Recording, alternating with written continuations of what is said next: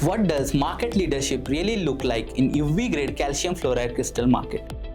The market is led by a mix of specialized crystal manufacturers and global optics companies, with no single player holding overwhelming control. Helma holds the largest share at 12%, reflecting its strong position in high-performance optical materials.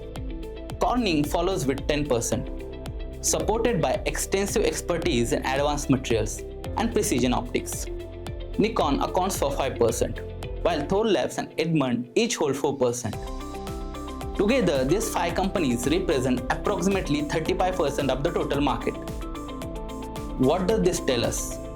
The UV-grade calcium fluoride crystal market remains moderately fragmented, with leadership spread across several established players, while a few companies hold strong position. A significant portion of this market is still served by several regional and specialized suppliers, creating ongoing opportunities for innovation, technological differentiation, and market expansion. Markets move fast. Your decision needs to move faster. The 360i research platform brings analyst-authored research and AI-powered discovery together in one place.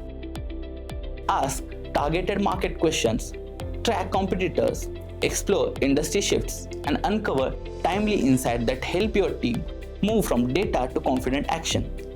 Connect with 360i Research and turn inspiring insights into dependable actions.